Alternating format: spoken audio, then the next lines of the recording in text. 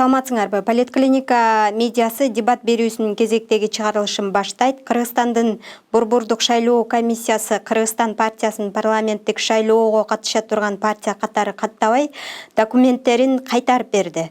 Кыргызстан партиясы БШКнын бул чечимин мыйзамсыз деп эсептеп сотко кайрылды.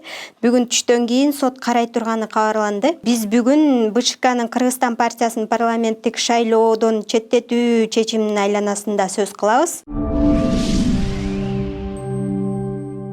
Бизде конокто Реформа партиясынын талапкери, Конституциялык палатанын экс-судьясы Клара Сооронкулова менен Кыргызстан партиясынан талапкер Мирлан Орозбаев болмокчу. Биздин дебат 3 бөлүктөн турат. Биринчи бөлүктө биз позицияларды такташабыз, экинчи бөлүктө оппоненттер бири-биринин суроолоруна жооп ала алышат, үчүнчү бөлүктө социалдык тармактардан келген суроолорго жооп берип, элдин үнүн угабыз. Алгачкы суроону Мирлан мырза сизге бергим келип турат. Партиянын документтерин кечиктирип тапшырууга эмне себеп болду? Айрым маалымат булактарында Кыргызстан партиясынын лидерлери Шаршембек Абдикеримов менен Канат Исаевдин тизме түзүүдөгү талашы ушул жыйынтыкка алып келди деп жазып жатышат. Бул боюнча кандай комментарий бересиз? Анан бүгүнкү соттон кандай чечим күтүп жатасыздар? Азыркы сиз баштаган сөз бул Кыргызстан партиясынын БШКдан эмне себептен кабыл албай койду деген суроо коюлуп атат. Бирок бул жерде эмне себептен кечикти деген суроодо кошумча коюлуп атат да. Мен эмне себептен кечикти дегенге мен азыр так силерге жооп бере албайм. Бул туурасында биз азыр убакыт деле жетпейт, эгерде ар бир эмесин детальдап түшүндүрүп берсек. Бирок БШК Кыргызстан партиясынын шайлоого катышуудан кечиккендиги үчүн четтеткен жок. Өзүңүздөр мына акыркы жыйынды көрдүңүздөр. Ал жерде башка эле жөө менен Кыргызстан партиясынын шайлоого катышпасын деген чечим чыгарышты. Башка себептер менен деп атасыз. Кандай себептер? Бир эле себепти айтып атышат. Ыйгарым укуктуу өкүл Кыргызстан партиясынын Эльвира деген кызыбыз эмес, башка бирөө алып келип калды. Биз ыйгарым укуктуу өкүл эмес, башка бирөө алып келди. Ошол эле негиз менен азыр Кыргызстан партиясынын шайлоодон четтетилген бир эле ушул себеп болду. Бул боюнча кече жыйын болуп, ушул негизинде бир эле негиздин себеп кылып шайлоого катышпасын деп документтерди кайтарып берди. Анан ушул айрым маалымат булактарында Кыргызстан партиясынын лидерлери Шаршембек Абдикеримов менен Канат Исаевдин тизме түзүүдөгү талашы ушул жыйынтыкка алып келди деп жазып жатышат. Бул боюнча кандай комментарий бересиңер? Анан бүгүн сотто кандай чечим күтүп атасыңар? Сиз бул комментарийлерди, бул суроолорду албетте социалдык тармактан алсаңыз керек. Маалымат булактары. Ал булактар атайын маалымат булактары болуп эсептелбейт. Эми мондай деп жазып атат дей турган болсок, ал көп нерселер жазылып атат. Ар бир саясий кадамдарда, бул партиялардын ортосунда күрөштүн алдында бул азыр методик болуп калды. Кара пиар менен иштеме, элди алаксытуу же экөө жакшы экен, жаман экен деген нерселер биз деле бул партия менен эмес, башка жакта деле болуп атат. Мен бул сурооңузга ушинтип эле жооп берет. Ушу БШКнын Кыргызстан партиясынын катарын кабыл алынган чечимге кандай баа бересиз? Чечим тилекке каршы бүт болгон укук бузууларды камтыган жок. Анткени ал жерде кечигүү болду, кечигүү болгондо дагы кечигип келгенден кийин кабыл алып атты да 18:00 болду, эшиктери жабылыш керек болчу. Кабыл алып аткан кабинеттердин эшиги жабылыш керек болчу. Бул мыйзамда так көрсөтүлгөн. Болгондо да бул жөнөкөй мыйзам эмес, бул конституциялык мыйзам. Ал жерде так көрсөтүлүп турат. 18:00 болду. Документ кабыл алуу токтош керек да, бул мөөнөт сакталыш керек болчу. 18:00 алып келди деди, андан кийин 18:00 деп жазып алып БШК журналына, андан кийин кайра аны оңдоду. Бул деген укуктук жактан караганда бул кылмыш. Бул маселе сөзсүз түрдө тергелиш керек болчу. Кече Борбордук шайлоо комиссиясы ушул маселе боюнча чечим чыгарып туруп, бул ишти укук коргоо органдарына өткөрүп бериш керек болчу. Анткени бул служебный подлогто айтылат, бул жазык кодекси тарабынан жоопкерчиликке тартыла турган аракет болуп атат да. Бул биринчиси. Экинчиси, мыйзамда так көрсөтүлүп турат, документтерди ыйгарым укугу бар, ыйгарым укуктуу партиянын өкүлү алып келиш керек депчи. Анткени шайлоо дайындалгандан баштап эле ар бир партия Борбордук шайлоо комиссияга 2 ыйгарым укуктуу өкүлүн дайындайт. Бирөө жалпы маселелер боюнча, бирөөсү финансылык маселелер боюнча. Ошон үчүн партия менен БШКнын ортосундагы мамилелердин баарын, процедуралардын баары ошол ыйгарым укуктуу өкүл тарабынан аткарылат. Ушул ыйгарым укуктуу өкүл аткарылыш керек эле. Ал да мыйзамдын талабы, ал жөн эле айтылып аткан сөз эмес, 61-мыйзам беренеде көрсөтүлүп турат. Бул жерде секретариаттын кызматкери деп атат да. Секретариаттын кызматкери деп атат. Аны Канат Исаев өзү мойнуна алып атат. Секретариаттын кызматкерин жибергенбиз, 6-га 20 минутта калганда жибергенбиз деп атат да. ТЭЦтен Борбордук шайлоо комиссиясына чейин ушундай пробкаларда мына 20 мүнөттө мейли жетип келип калды дейли. Анан өзүңөр байкагандай журналда дагы жасалма ыйгарым укуктуу өкүлүнүн фамилиясы турат, бирок ал жерде документ тапшырылды деген кол жок. Демек, укуктук жактан алганда документ Борбордук шайлоо комиссиясына тапшырылган жок. Анткени бардык партиялардын мүчөлөрүнүн колу турат, ал жерде кол жок. Бул факт. Буну мен өзүмдүн оюман чыгарып айтып аткан жокмун. Үчүнчүсү кечээ Борбордук шайлоо комиссиясынын жыйынында Борбордук шайлоо комиссиясынын мүчөсү Кайрат Осмоналиев айтты, мен булардын тизмесин карап чыктым. Тизмесинде 50 эле талапкер бар экен деди. Бул мүчөсү айтып атат.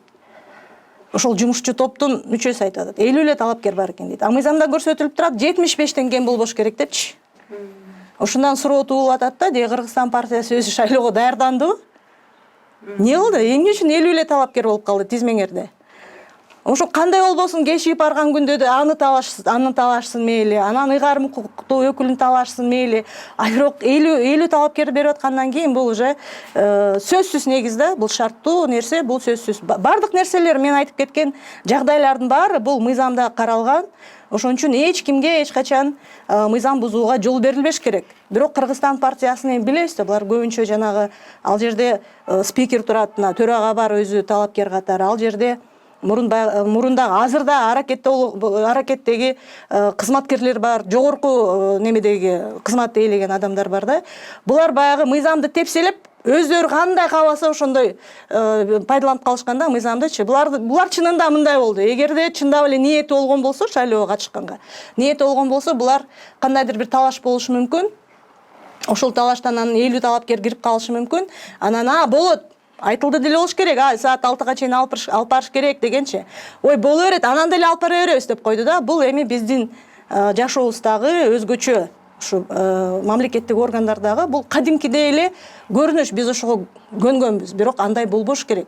Мыйзам турабы? Мыйзам аткарылыш керек. Мирлан мырза, мына Клара айымдын жообун уктуңуз. Ушу деги эле Кыргызстан партиясынын айрым талапкерлери тизмеде канчанчы орунда экен билишпейт деген маалыматтар да чыгып атат. Ушул чынбы? Эмне үчүн партиянын съездинде тизме такталган эмес?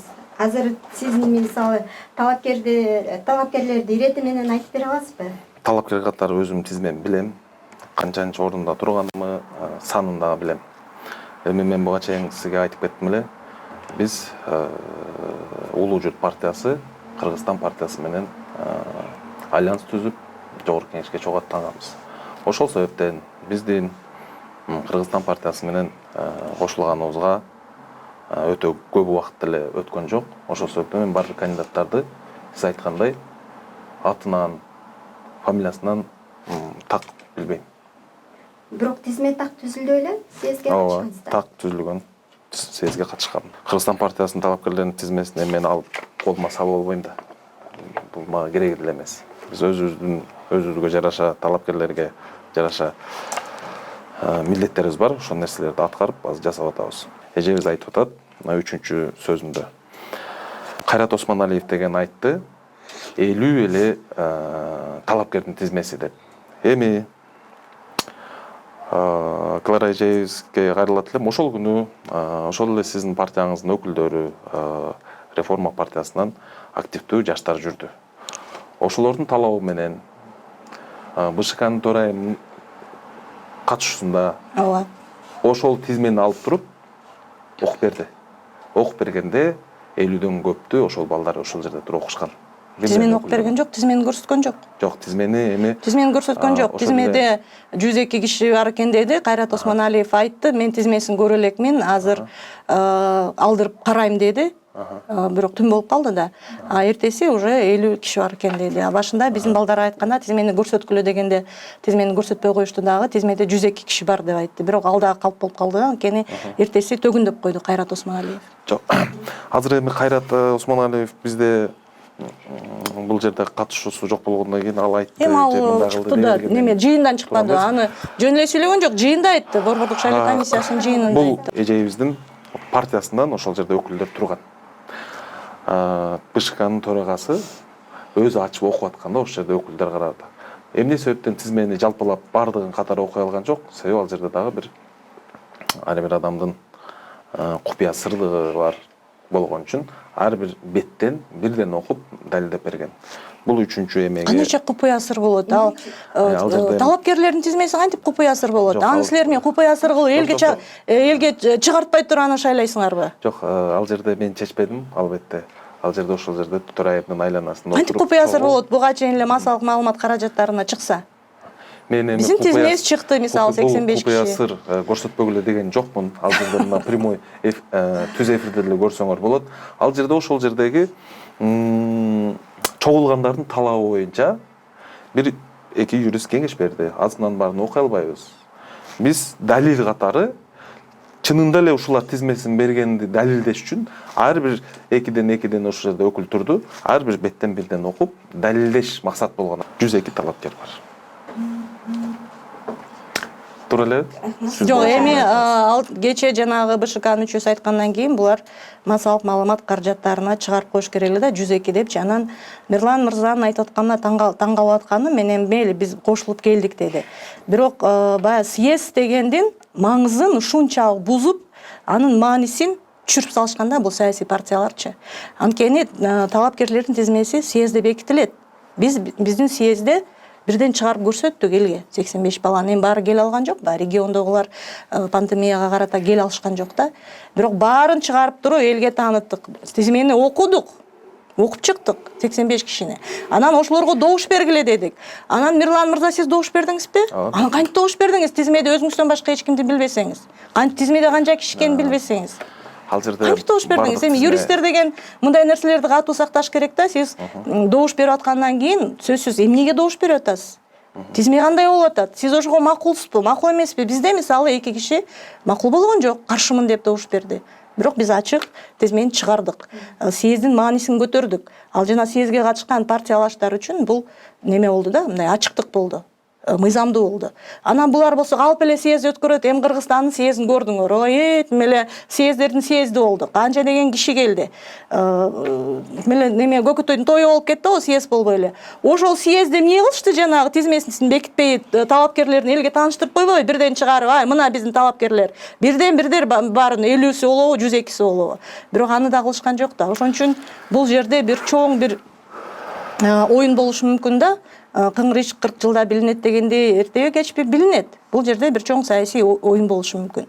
Ошон үчүн 50 эле кишини көрсөтүптүр дегенге карата булар чынында шайлоого деле барабыз деп ниеттенген эмес. Эми тараптан Мирланга окшогон баягы катардагы мүчөлөр билбей калышы мүмкүн. Бирок булардын лидери кандайдыр бир оюнга катышып, атайын эле партияны шайлоого катыштырбай койгонго аракет кылышы дагы мүмкүн. Мен аны ошондой деп айтып аткан жокмун.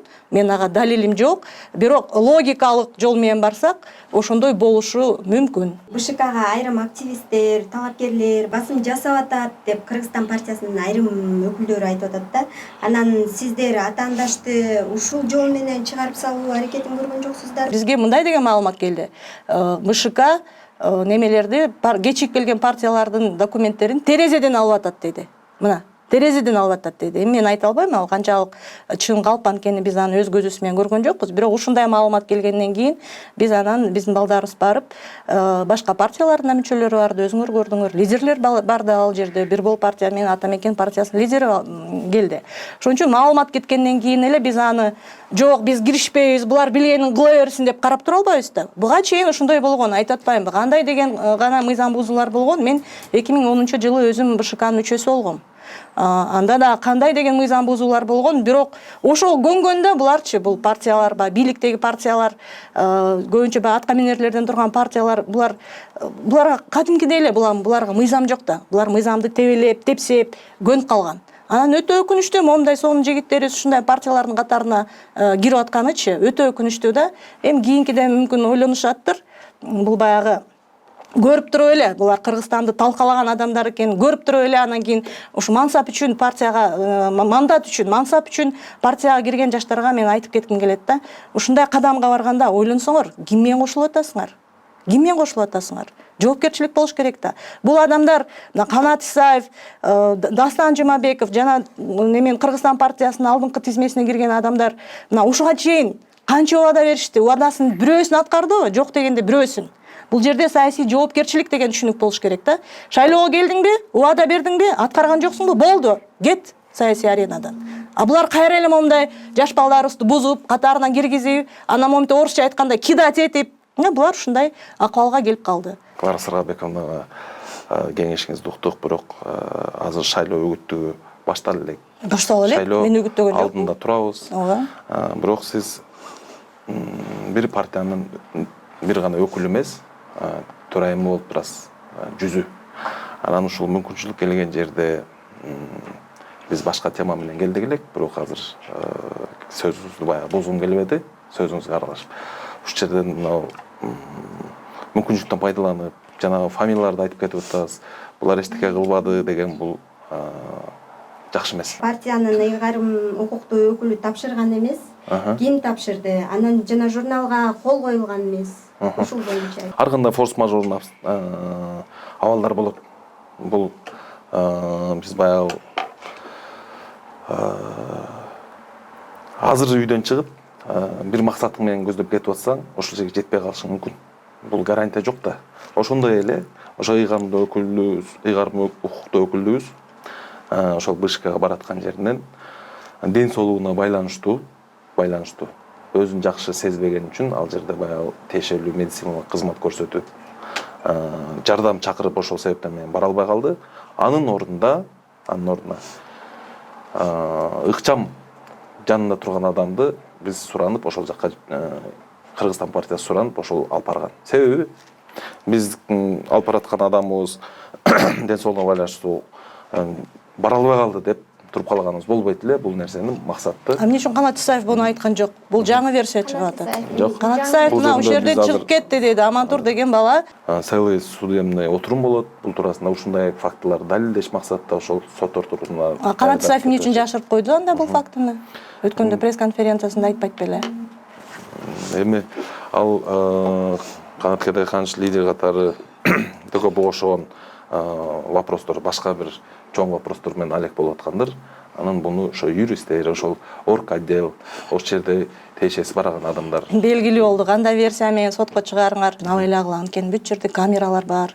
Бүт далилденип калат. Кайсы машинага отурду эле, жолдо кандай барат эле деген нерсени биз азыр талап кылабыз. БШКнын бул чечими, бул орган чын эле көз карандысыз, адилет шайлоо өткөрөт деп үмүттү береби же бул чечимдин артында кандайдыр бир саясий оюн турабы? Бул жерде Борбордук шайлоо комиссиясы, эми буга чейин Борбордук шайлоо комиссиясы кандай иштеп келгенин деле көрдүк да, көрдүк. Биз деле мына кайрылып аттык, өткөндө жанагы Биримдик партиясы мэриянын баары, Бишкек шаарынын мэриясынын баары Биримдик партиясына иштеп атыптыр. Булар жана МТУнун немелери, кызматкерлери домкомдорду чогултуп алып, видеодо турат да, биз видеону алып БШКга арыз жазып бердик. Бирок Биримдик партиясына чара көргөндүн ордуна булар жанагы МТУнун кызматкерин ошого карата иш козгогула деп прокуратурага өткөрүп берип койду. Бул жерде баягы акыйкатсыз чечим кетти да. Анан Кыргызстан партиясына карата эми баягы ызычуу болуп кетпеди, көз көрүндү болуп калды, билинип калды да, ачыкка чыгып калды. Ошон үчүн ачыкка чыгып калгандан кийин булар ооба мыйзамсыз болгон жок, мыйзам бузулду дегенди моюнга алышты.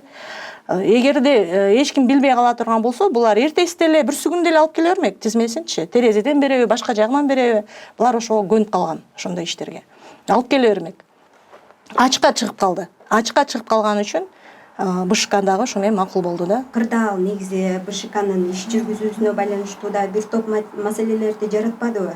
Бул жерде БШКны дагы жоопкерчиликке тартыш керекпи? Ошол эле күнү БШКга кайрылган талабыбызда койдук. БШКнын өзүнүн ичинде сиз текшерүү жүргүзүңүз, кызматтык текшерүү жүргүзүп туруп, ошонун жыйынтыгы менен укук коргоо органдарына бул ишти өткөрүп бериңиз депчи.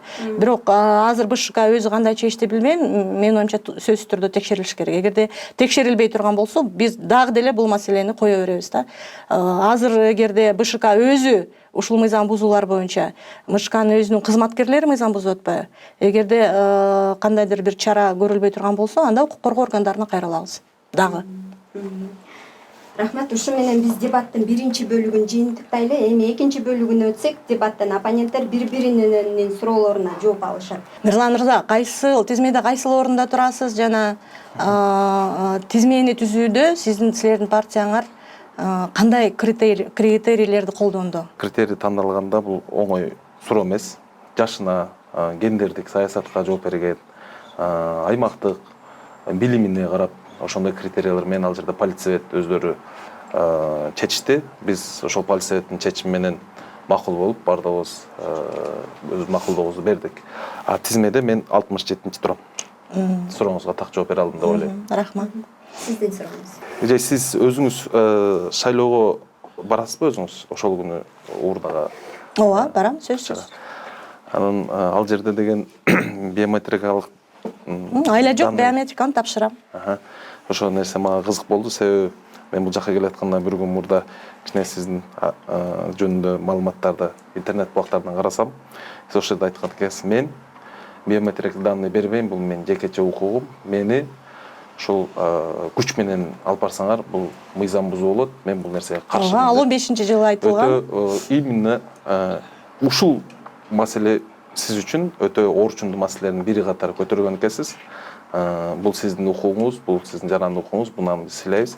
Эми бул жерде принциптүү негизде ошол принципиңизден кайтып, сиз эми шайлоого бара турган болуп чечтиңиз. Жок, ал принцип эмес, ал 15-жылдагы менин биометрикалык каттоого болгон позициям. Мен дагы деле ошол позицияда турам.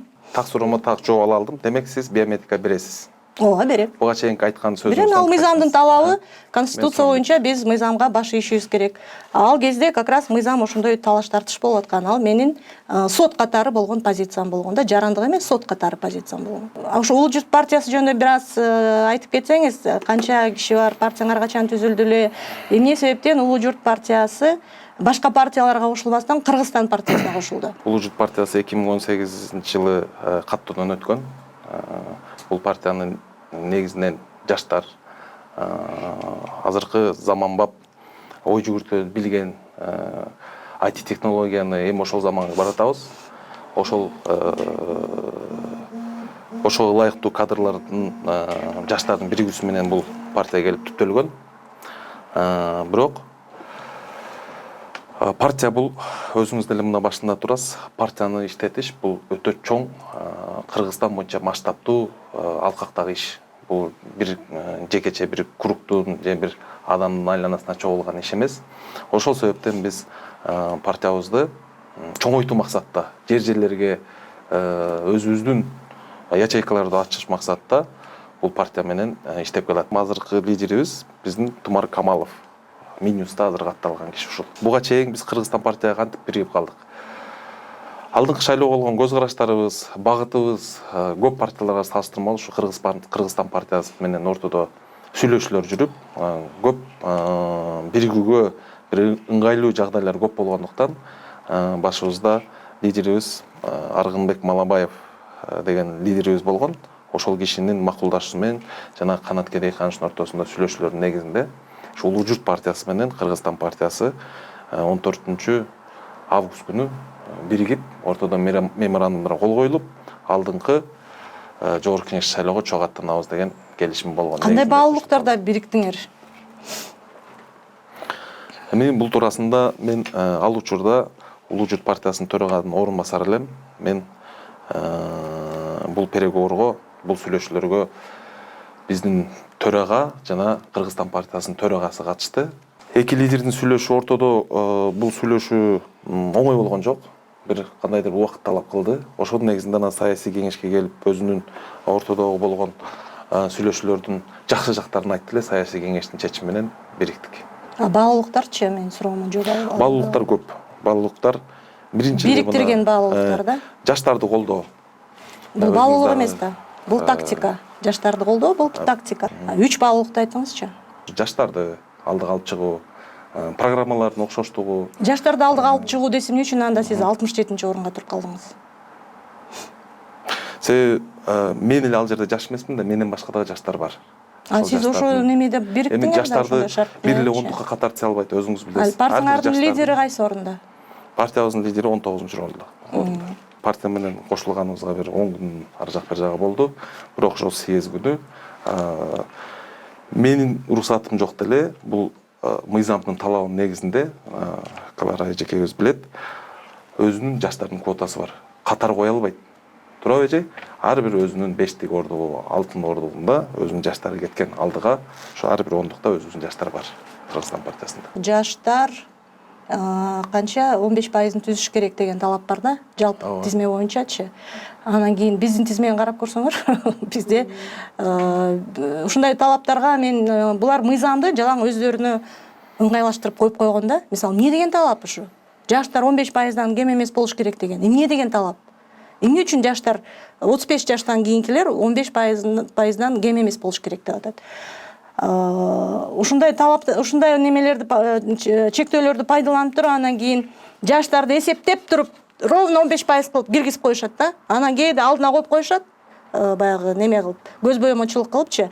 Көрдүк го ошол жаштарды 15-жылы. Ошо алдыга коюп койгон жаштардын канчасы кирди парламентке. Анан кийин жеңип келгенде анан сүрүп коет булар да, эми силерге тияктан жашсыңар, мындай немерек кызмат берип коебуз. Дагы жетишесиңер дейт да, болду. Анан кайра эле анан таң кала беребиз да, эмне үчүн жаштар жок? Эмне үчүн кайра эле ошолор депчи? Анткени ушул квоталарды алыш керек, же болбосо квотаны көбөйтүш керек. Биздин немени карасаңар, тизмени. Бизде мисалы 35 жаштан жогорулар квота да. Биздики көбүнчөсү жалаң жаштар. Жалаң жаштар. Бир 90%-ы 45 жашка чейинки балдар. Реформа партиясына ийгилик каалайбыз. Аябай жаштары активный экен. Ошол күнү БШКда болгон түнү мен өзүм жалгыз жүрдүм. Активность өтө даже аша чаап кеткен учурлар болду. Бул эми жаштарга ушул нерсе, ушул качество жаштарга ылайык деп эсептейм. Коомчулукка аябай жакшы БШКнын ошо мүмкүн катарчылыктарын коомчулукта аябай жакшы көңүл бурдуруп кетти. Мен деле суроом жок. Суроолор жок болсо, анда дебаттын 3-бөлүгүнө өтөлү. Биз социалдык тармактардан келген суроолорду жаңыртабыз. Биринчи эле сурообуз Алтынай Нурланова деген Facebook колдонуучу жазыптыр. Эки партиянын тең өкүлүнө экен. Партиялык тизмеге чоң акча менен кошот деген сөздөр чынбы дейт. Деги эле акча алуу эч ким жок. Биз өзүңөр деле көрдүңөр, фандрайзинг кылып, жана 5 миллион күрөөнү, акылга сыймаган 5 миллион күрөөнү атайын баягы бизге жолтоо, тоскоол кылып түзүп койгонда жаңы партияларгачы, жаңы жаш партияларга элден чогултуп жыйнап бердик. Биздин тизмебизде акча менен киргендер жок. Башка партияларда бар. Ошон үчүн канчалык баягы тизмеге турам дегендер канчалык чоң акча берсе, ошончолук шайлоо да кымбаттайт, ошончолук бир мандаттын баасы дагы өсөт. Бул туура эмес суроо. Кандай тизмеге, кайсыл партияга, бул мүмкүн бардык партияга тиешеси жоктур. Азыр эле эже айтып кетти. Тизмеге кириш үчүн акча биздин партияда талап кылынбайт. Кыргызстан партиясы ким тарабынан неметип атат, каржыланып атат. Анткени өткөндө жана Борбордук шайлоо комиссиясынын немесинде жүрөт, маалыматында, каржылоо боюнча маалыматты ачык чыгарат да. Бир эле кишиден 10 миллион сом келиптир да. Ошону билесизби? 10 миллион сом кимден келип атат? Аны мен билбейт экенмин, бирок ар бир партия түзүлүп атканда, түптөлүп атканда тиешелүү юристтер иштейт. Бул туурасы. Бул жолу сиз каржы берген жоксузбу шайлоо фондуна? Жок, мен каржы берген жок. Биз фондуна. өзүбүздүн улуу жут партиябыз менен келгенбиз. Өзүбүздүн улуу жут. Жок, каржылап эч кандай неме берген жоксуңар. Жок. Анан бир көз салып неметип койгулачы, өзүңөр да сурап койгулачы лидериңерден 10 миллион сом кайдан келди? Анткени силер таза жаштар болуп аткандан кийин бул нерсе силерди сөзсүз түрдө тынчсыздандырыш керек да. Анткени ошол 10 миллион деген коррупциялык жол менен мүмкүн келген акчадыр. Мүмкүн деп атам. Мүмкүн таза эмес акчадыр. Ошондо силер да булганып калып атпайсыңарбы? Ошол нерселерди тизмеге киргендер, тем более партия болуп кирген адамдар сөзсүз түрдө кызыгып сураш керек да, кандай каржыланасыңар, ким берип атат депчи. Бул маалыматты сиз БШКдан алдым дедиңиз, бирок БШКнын мыйзамында бир адамдан 10 миллион сом. Жок, ал силердин маалыматыңар, силер берген маалымат. Өзүңөр деле ачык көрсөңөр болот. Ооба. Өзүңөр деле ачык көрсөңөр болот. Ал маалымат деп ачык жарыялайт да. Ким берип атат деген маалыматты ачык жарыялайт да. Анан биздики узун тизме, узун, эң узун. Тиги берди, бул берди, бул берди. Анан силердикине келгенде эле 10 миллион сом, канча миллион сом деп турат да. Ошону бир карап неметип койсоңор. Кыргызстан партиясынын түшкөн фондунун баасы суммасы ушунча болушу мүмкүн, бирок мен булагын кызыктырып атат да, меничи булагы мыйзамдуу. Бирок Кыргызстан партиясынын фондунда 10 миллион турушу мүмкүн, бирок ал бир эле адамдан түшпөсө керек. Жок, мен көргөн нерсеми айтып атам. Бир адамдын фамилиясы турат, 10 миллион сом деп турат. Ошон үчүн мени да ошол маселе кызыктырып атат. Биз БШКга жаздык, бизге маалымат берип койгула, бул 10 миллиондун булагы мыйзамдуубу же жокпу депчи. Ким киргизди 10 миллион сомду деп. Анан БШК бирдеме деп жооп берип койду. Немеси жообу дагы маңызсыз да. Ошол учурдан пайдаланып, мен да айтып кетким келет. Биз аны партиялардын баарынан талап кылабыз. Мына избирательный фонддорго азыр кандай гана акчалар түшүп атат, ошол акчалардын баарын мыйзам боюнча ошолордун булагын көрсөтүп бериш керек. Атка минерлер, мисалы чиновниктер шайлоо фондуна деп кошомат кылып киргизип атат миллиондогон сомдорду. Эскертип койгум келип атат, биз абдан катуу неме коебуз да, талап коебуз да азыр жанагы шайлоо фондуларынын кандай түзүлүп атканын, кандай каржыланып атканынчы.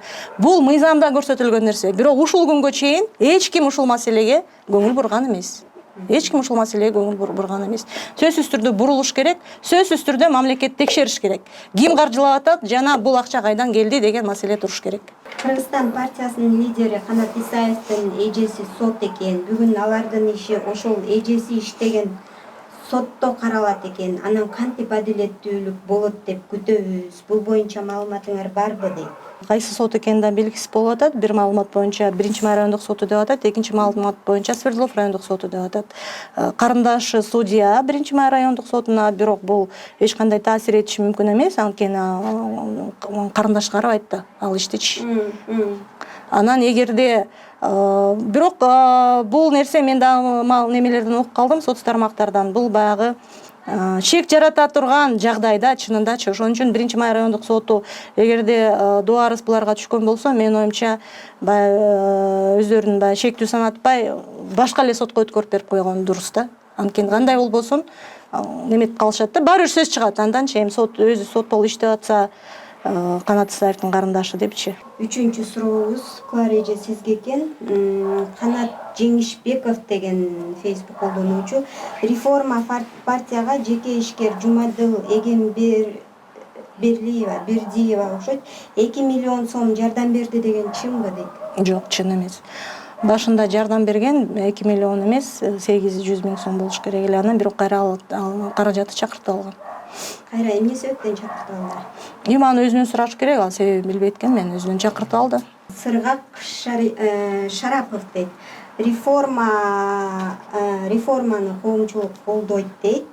Анан буга кандай комментарий бересиз негизи? Жок, мен комментарий бере албайм, анткени мен азыр ЛГБТ дегенде, эми ЛГБТ деп эле бир кезде ошентип бир биздин кээ бир мүчөлөрүбүзгө карата ушуну баштап коюшканда, анан ушул сөздү баштаганда, өзгөчө кыргыз эркектери баштаганда мен уялам. Ишенесиңерби? Кана кыргыз эркектердин арасында ЛГБТ барбы? Көрсөткүлөчү. Ким? Биз ошондой немеге түшүп калдыкпы? Деген кеп да. Бул кыргыз эркектери өздөрүн кемсинтип атат да. ЛГБТ депчи. Кана ким бар кыргыздардын арасында ЛГБТ болгон? 16-жылы конституцияны өзгөртүп атканда дагы, кой баарыбыз ЛГБТ болуп кете жаздадык. Кой конституцияны өзгөртүш керек деп аны дагы чыгарышты. Ошондо биздин менин коллегаларым Казакстандагы юристтер айтып атат, ошон үчүн конституцияны өзгөртүп атасыңар. Эмне болду? Ошончолук эле неме болуп кеттиби, көп болуп кеттиби депчи. Ишенесиңерби? Уялам ушуну айткандачы. Ошон үчүн бул эми азыр ушул маселени уялбагандан өзүң уял деп коет го. Ушул маселени көтөрбөсөк да элге уят болбойчу. Замир Ашиев, Рита Карасартова, Азият Жекшеев, Аида Алымбаева, Гүлгакым Мамасалиева сыяктуу реформа партиясынын мүчөлөрү өлкө үчүн эмне пайда алып келди дейт. Бул кишилердин ар биринин баракчасына кирип көрсө болот. Мына Рита Карасартова деген көп жылдан бери укук коргоочу. Мен да дайыма айтып келем, түн жарымда чалышат. Мен кармап кетишти, милиция кармап кетти, ГКМБ кармап кетти, келе кал депчи. Рита баарын таштайт дагы жөнөйт. Укук коргоочу. Канча деген адам кайрылат. Андан башка дагы жергиликтүү өзүн өзү башкаруу боюнча бир топ проекттерди ишке ашырып, бүт жергиликтүү өзүн өзү башкаруу немелерин баарын билет, системанын баарын билет. Анан жакында жана профтехобразованияда иштеп келди. Ал жерде дагы өзүнүн баракчасына кирсе эле баардык нерсе турат. Ал жерде дагы жакшы алып барды ишти. Бирок акыры баягы бир команда болуп келбесек, мен өзүм баягы ойлогон нерселерге жетише албайт экем дейди. Гүлгакы Мамасалиева деген Ошто право на жилище деп коет. Ошол тармакта көп иш алып барат дагы. Өзүнүн дагы азыр агартуучулук бир демократиялык мектеп деген бир проектиси бар. Ошол проект менен иштеп жүрөбү же проектисин аягына чыктыбы. Анан буларды баягы НПОдо иштеген адамдарды эле анан кийин пропаганда кылып эле сого беришет да. НПОда иштеген адамдар элдин муктаждыгына иштеп атат, коомдун муктаждыгына иштеп атат. Булар элге каршы иштеген жок.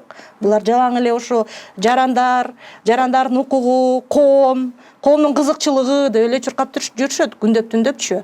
Анан көп учурда баягы пропаганда болуп кетип атат. Булар батышчыл деп туура батыш берип атат каражатты проекттерге. Андай проекттер Кыргызстанда канча деген НПОлор ишке ашырып атат. Берсин мамлекет. Кыргызстан мамлекети мына бизге ошондой немелерди берсин, жарандык коомго. Каражатты, ошончолук каражатты биз да иштетебиз керек болсо. Бирок мамлекеттин андай мүмкүнчүлүгү жок. Ошон үчүн туура батыштан келген акчага аябай сонун проекттер ишке ашып атат. Анан аны баягы көбүнчө баягы депутаттар ызылдап айтып чыгат да, ошондо айткым келет да, мына өткөндө чыгып атпайбы канча дейт. 10 миллиардка жакын грант алыптыр мамлекет. 10 миллиардка жакын эгеменсиздик убагында. Ошол гранттар каяка кетти деп сураган киши жок да. Эмне кылдыңар? Каяка жумшадыңар? Эмне үчүн эчтеке оңолгон жок? Эмне үчүн таза суу жок? Таза сууга эле канча деген грант кетти, канча деген проект иштетти мамлекет. Анан бирдеме болсо эле бизге асыла калгандары кызык да. Айко Кулова деген Facebook колдонуучу Кларайым сизге экен суроосу.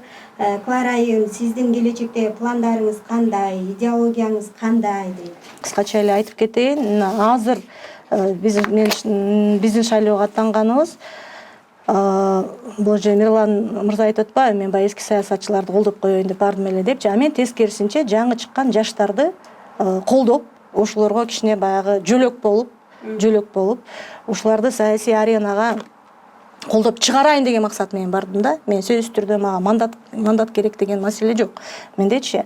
Анан келечекте ушул реформа партиясын шайлоонун жыйынтыгы кандай болот ага байланыштуу эмес. Саясий партиясын ушу жаңы таза муундун бир ири партиясына айландырайын деген бир ушундай оюм бар да. Ошон үчүн азыр жалаң жаштар менен иштешип атабыз. Кудай буйруса, бул дагы чоң сыноо, жаңы чыккан партияга шайлоо деген бул чоң сыноо. Кудай буйруса, ушу сыноодон аман эсен өтсөк, бул бир чоң күч болуп калат деген ишеним бар. Сиз президенттик эмеге талапкериңизди коесузбу? Жок, президенттик менен талапкеримди койбойм, талапкерлигимди койбойм, анткени президенттик жоюлуш керек. Президент институту жоюлуш керек да. Ошон үчүн эч кандай андай пландар жок. Менин өзүмүн саясий көз карашымда Кыргызстанда президенттик бийлик болбош керек. Нуржан Назаров деген Facebook колдонуучусунан эже кайсыл каражатка партиянын съездин өткөрдүңөр дейт. Башка съездтерге салыштырмалуу, эми Кыргызстан партиясынын съездине салыштырып да болбойт да. Талаада өткөрдүк, ал жер арендага деле берилген жок, тала эле жанагы Кара Булактагы талаада өткөрдүк, ал жерде отургучтар да болгон жок, саманда отурушту биздин көрөрмандарыбыз, төшөк алып бардык, төшөктө отурушту. Көп деле каражат кеткен жок, мен азыр так айта албайт экем канча каражат кеткенин. Бирок съездер мыйзамдын талабы боюнча шайлоо фондунан каржыланыш керек. Анан канча экени аны жанагы Борбордук шайлоо комиссиясында атайын таблица бар. Кайсы партияга кандай каражат келип атат, жана ал каражат кандай сарпталып атат дегенче, ошол жерден карап көрсө болот. Мен азыр немесин так айта албайт экем да, бирок мен билишимче бир 80 миңдин тегерегинде болуш керек, 80 миң сомдун тегерегиндечи. Facebook'tan келген суроолор акырына чыкты. Эми оппоненттерибизге эркен микрофон берели. Мирам мырза, сизден баштайбыз. Кечеги ушул бүгүнкү чогулган тема боюнча Кыргызстан партиясы жана БШКнын ортосундагы болуп аткан окуялар. Мен бул жерде укуктук талаада сүйлөсөм, БШК өтө туура эмес чечим чыгарды. Өзүңүздөр билесиздер, буга чейинки президенттик ат салышууда деле Канат Кедайхановичка кылган БШКнын мамилесин. Өзүңүздөр кече окуяны соц тармактар аркылуу байкап турдуңуздар. Кандайдыр бир саясий кызыкчылыкты көздөгөн, мындайча айтканда, даже башка бир партиянын өкүлдөрү келип алып, түнкү саат 11-12 болчу. Мен ошол жерде жүрдүм. Тынчылык сакташ максатта. БШКнын эшигин бул режимный объект такылдатып, бир жарым саат тарсылдатып туруп алышты. Андан кийин БШКнын төрайымы чыгып, ал жерде милиция кызматкери келген жок, спецназ келген жок. Бул охраняемый территория болуш керек ал жерчи. Ал жерде бардык базадан аныктар жатат. Анан ачты. Мейли. Эки талап деп журналисттер суранды. Биринчи талап видеокамераны көрөйлү, кечиктиби, кечикпеди. Экинчи талап журналды көрөбүз. Макул.